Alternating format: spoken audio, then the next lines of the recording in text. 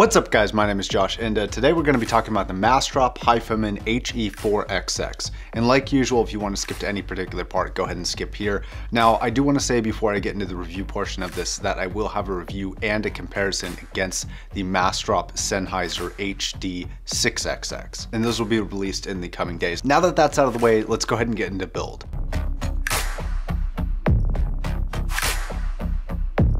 The build of this is actually surprisingly solid. I was kind of surprised. I've always heard bad things about Headphones, and I had kind of a bad experience with the Headphone HE-560 because that was originally a $900 headphone, and I felt like the build quality at that price was definitely not acceptable for what it was. This is completely different. Even disregarding price, this is a very well built, solid headphone. The fork arm that holds on the cup is made of a very solid metal, feels like steel. The headband extension piece is very solid. So far it feels very nice. It's very comfortable. Light on the head. I do actually have a medium-sized head, and as you can see, I'm on the lowest setting for the actual extension arm. So if you have a small head, this may not actually fit you, although if you're medium to large, this should fit you just fine.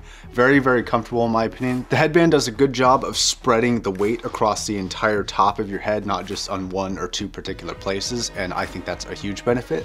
The ear pads are slightly angled, so there is kind of a forward and a back orientation for the ear pads. They're fake leather on the outside and what feels like microfiber on the inside part that touches around your ear. You've got dual-sided 2.5mm connectors on both the right and the left, so you have a symmetrical cable. That's something that I really like. This is a pretty solid feeling design. It feels thick but not heavy, or like it's going to be annoying to wear for hours on end. In fact, I never had any issue with comfort for long-term listening sessions at all. Outside of it maybe getting a little bit warm, but not bad at all. Now let's talk about the power requirements for this.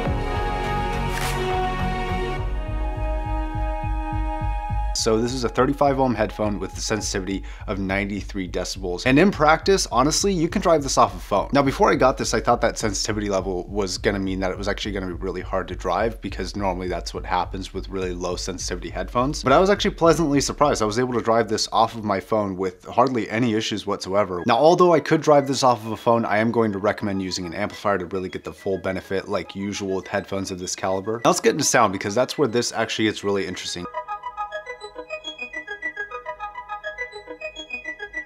For an under $200 headphone, these sound amazing. They're warm, they have great Soundstage, they have very, very rich vocals, and they have a great surrounding delivery, and I'll kind of explain what I mean by that. Now, I will say that highs are definitely not the focus of the sound here. They're not extensively detailed or resolving, but they still have a bit of authority behind them. They're never bright, they're never sibilant, but it just doesn't really seem like that was the focus of the sound. The highs at this price are definitely acceptable. I just feel like they could have been a little bit better. Okay, now let's talk about the mid-range. So for mid-range, this is actually a really excellent headphone outside of vocals, and I'll explain what I mean by that in a second. It has very detailed, very impactful performance both in the upper mid-range and the lower mid-range, and I didn't feel like anything was lacking or anything was standing out in a particularly negative way. I found it very enjoyable. The low mids do have excellent presence, excellent separation, but the higher mids actually seem to isolate and image slightly better than the lower mids do. Now, vocals, while they are detailed, they do not come across, and I'll get more into this in the Soundstage and imaging portion, but they do not come across as extremely intimate. This isn't a very intimate sounding headphone. It's not like AKG K712 wide, it's not super far out there with the Soundstage, but it doesn't hit quite the same levels of intimacy, especially comparing to like the 6XX. So vocals are great, they're detailed, but they're not quite on par with the 6XX. But more of that stuff and more of a comparison in the actual comparison. So bass, it's pretty simple with this. Great rumble, great detail, great impact, but it's never boomy, it never bleeds into the other ranges, and it's not overbearing. It's very respectable yet authoritative bass. I like the bass on this a lot. I like the warmer presentation of the entire sound signature of this a lot. I think it's a very enjoyable headphone, very smooth, very pleasant, very easy to listen to for long listening sessions, for sure. So Soundstage and imaging. So I don't want to mislead you by saying that it's not an intimate headphone in comparison to 6XXs, because the truth is that not too many headphones are really that intimate at all. This is an overall more intimate headphone with decent soundstage. That's kind of how I would classify it. And as long as you're not going to compare it to the 6XX, this does actually have fairly intimate vocals with good separation from the background instruments. It was able to do that separation as well as instrumental separation within the background very, very well. This isn't really a headphone that does forward imaging very well. It does tend to stay in between like like the left and the right side. It doesn't really move to the front or to the back of you very easily. That being said, there are very few headphones that can really do that. So on to the conclusion of this.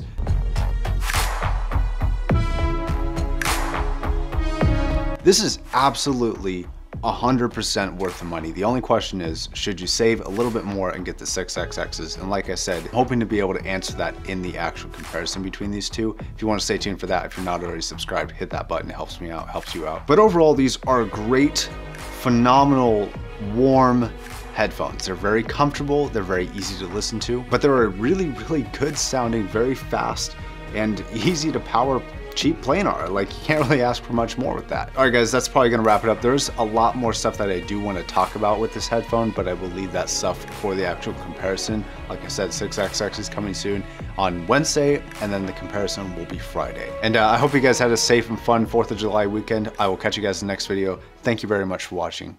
Peace.